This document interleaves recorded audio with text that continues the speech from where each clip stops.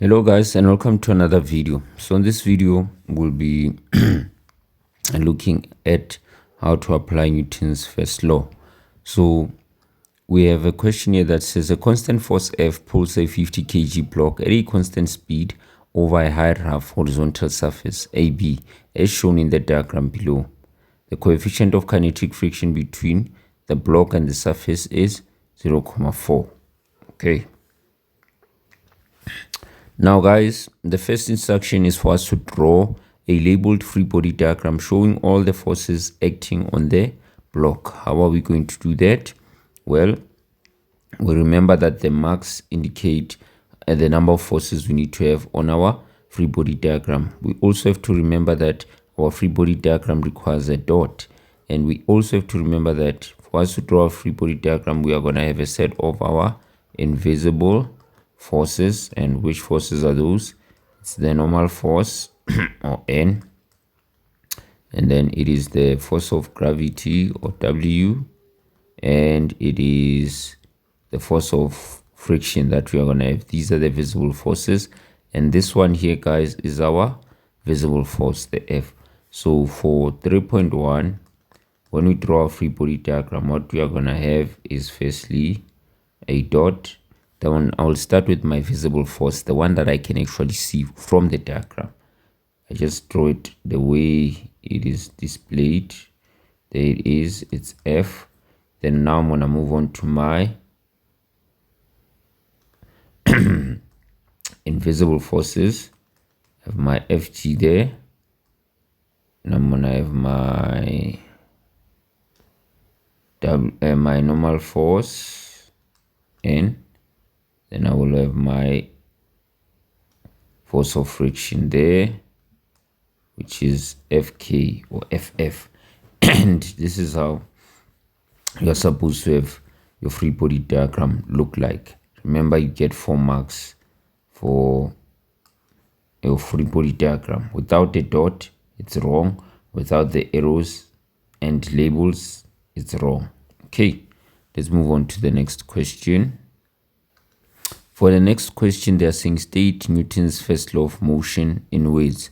If we state Newton's first law in motion of motion in words, we'll say that an object will remain at rest or in motion at a constant velocity unless a non-zero or unbalanced resultant or net force acts on it.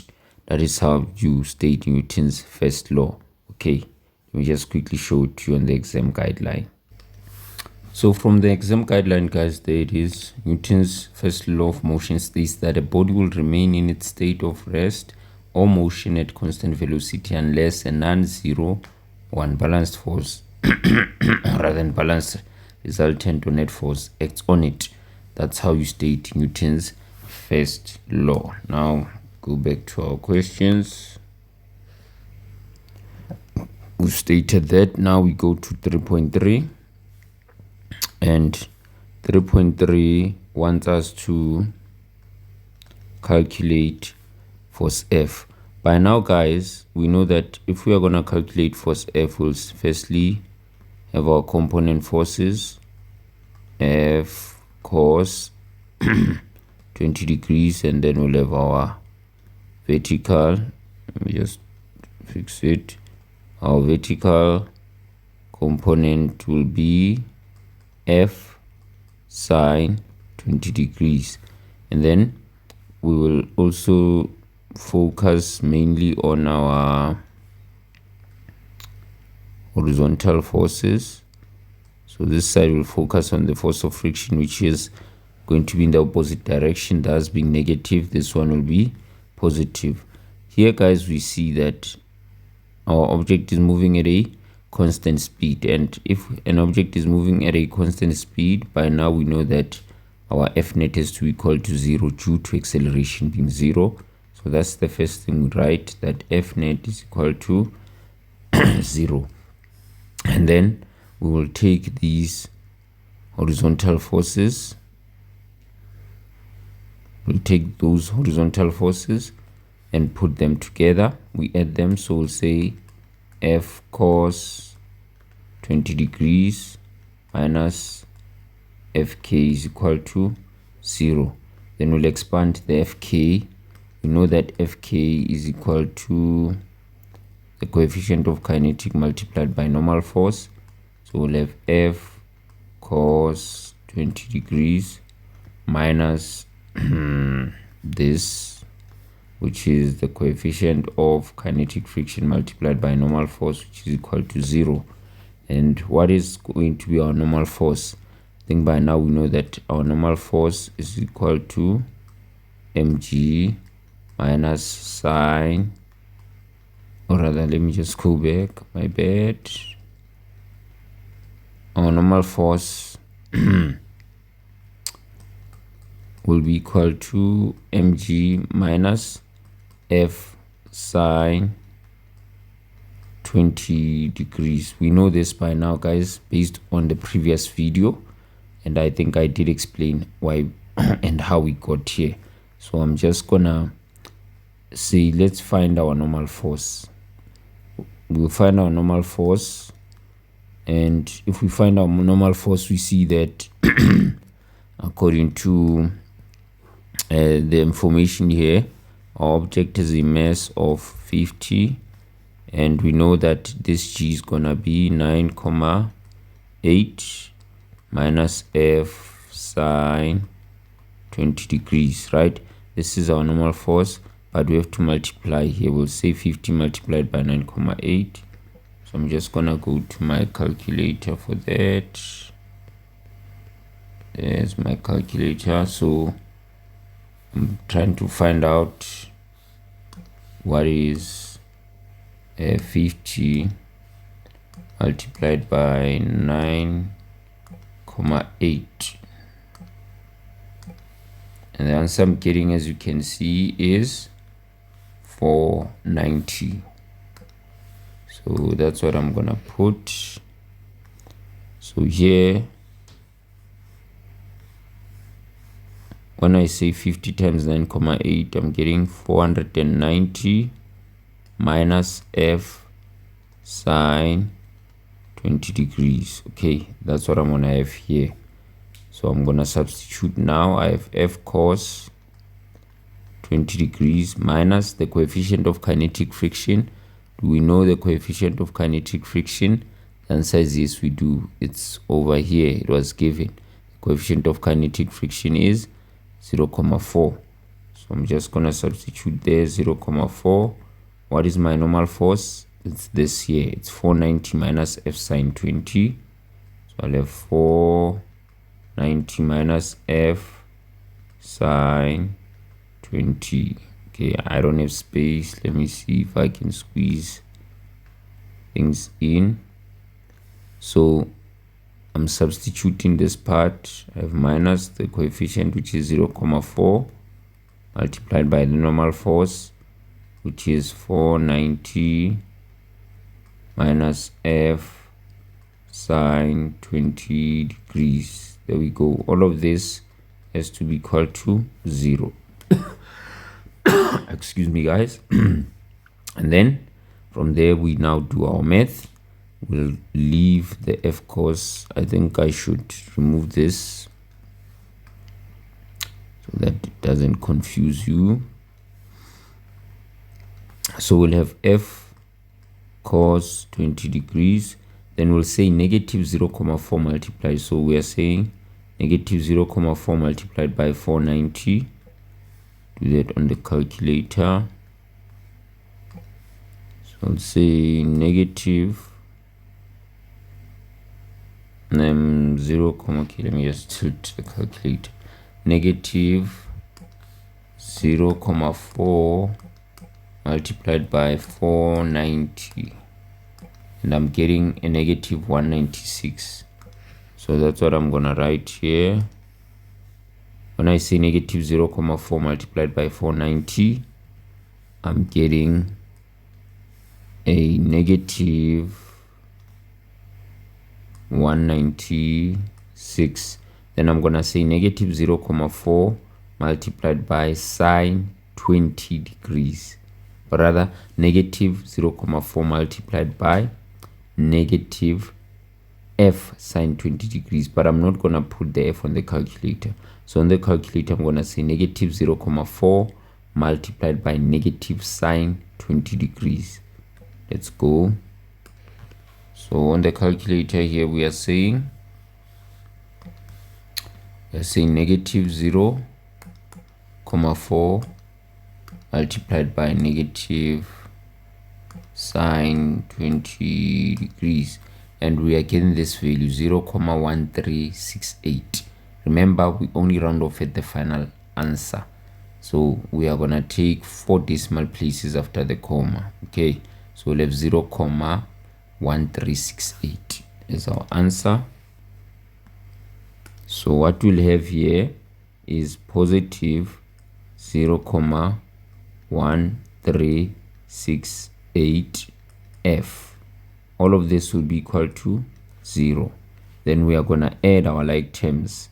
This and this are our like terms. So on the calculator, we'll say cos 20 degrees plus 0.1368. I hope we understand that. So that's what we're gonna do. We'll say on the calculator cos 20 degrees multiplied by, or rather plus, it's actually plus, let me just fix that. We'll say cos 20 degrees plus 0.1368, and the value we are getting is 1.0765. That's what we'll have, 1.0765. 1.0765. So our answer will be, remember we're adding f cos 20 plus 0.1368f. So our answer will be 0.1765. Is it 65? I forgot the value. Let us just quickly check. Yeah, 0.765.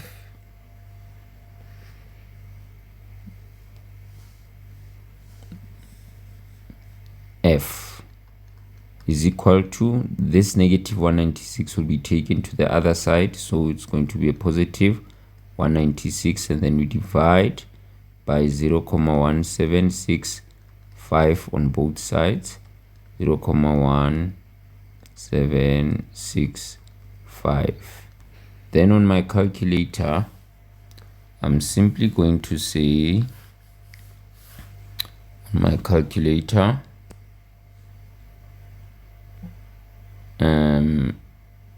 196 divided by 0, actually it's 196 divided by 1.0765, and the value I'm getting, as you can see, is 182.07. that is my answer. So my answer for F, when I conclude, I will say therefore F is equal to 182.07 newtons. That's how we do the calculation, guys. You see, when you get used to this, the steps are so little. You don't have to do a lot of things. Well, there is a part I removed, but it was just to show you how the normal force is supposed to be calculated. We are done with this question. We move on now to the next one, 3.4.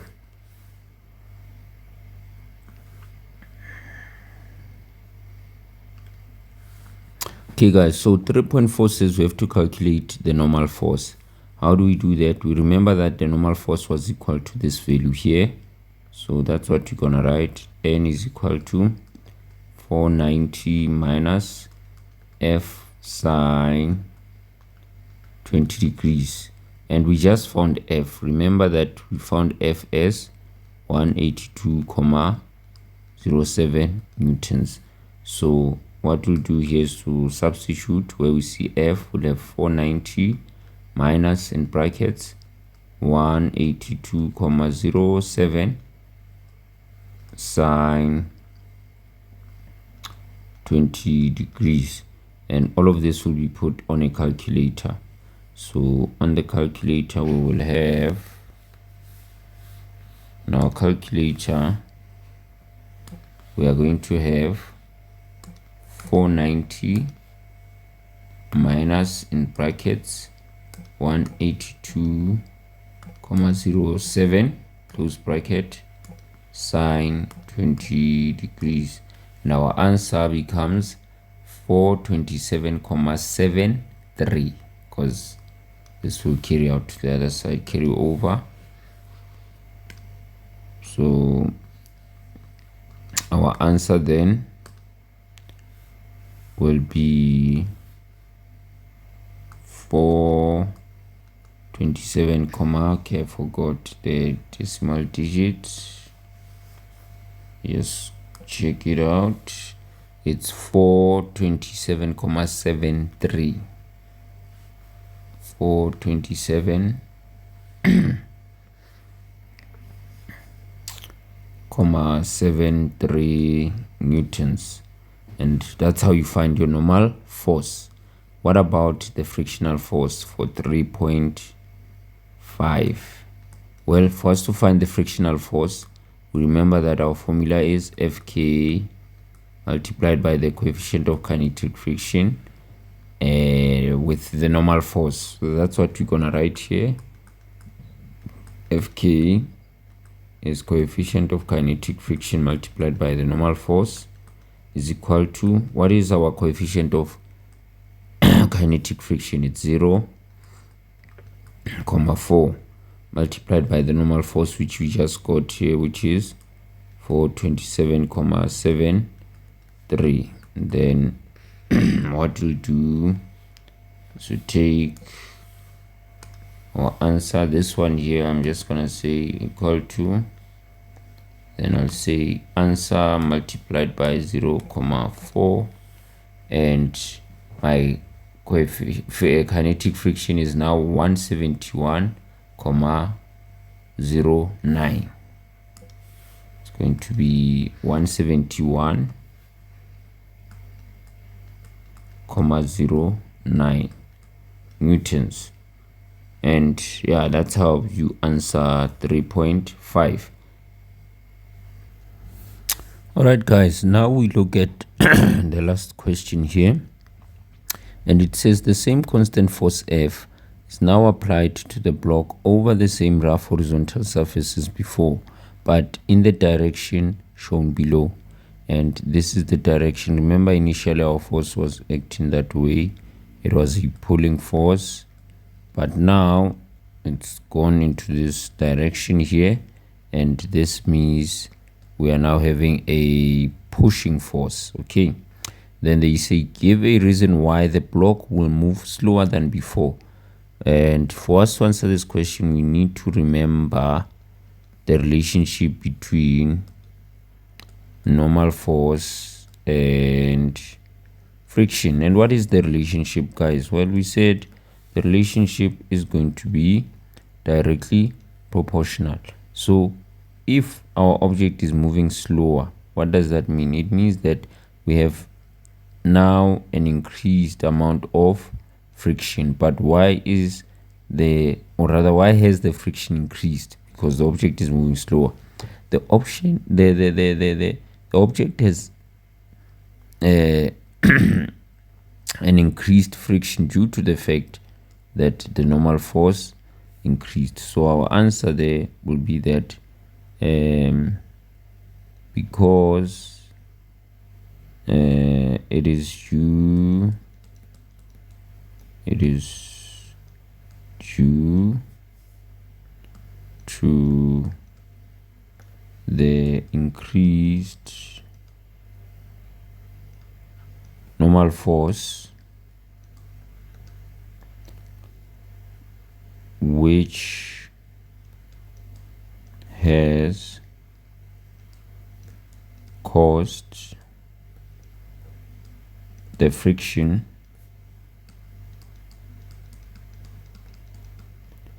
to also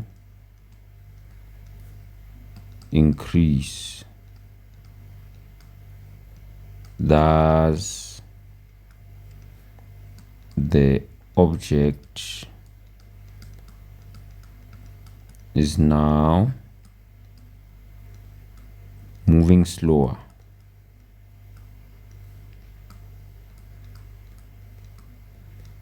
Yeah, that's how you answer this question. It is due to the increased normal force. Yeah, I forgot to say force there. Yeah, it is due to the increased normal force which has caused the frictional force. Yeah, let's put it like that, which has caused the frictional force to also increase. Thus, the object is now moving slower than before, whatever the case may be. Yeah, that's how you answer this question. Keywords there is that the normal force has increased, and this has also affected the force of friction. Yeah, that's how you basically answer, guys, these questions. See you on the next video. If you enjoyed this one, you understood it, don't forget to like, share, and subscribe. Bye bye.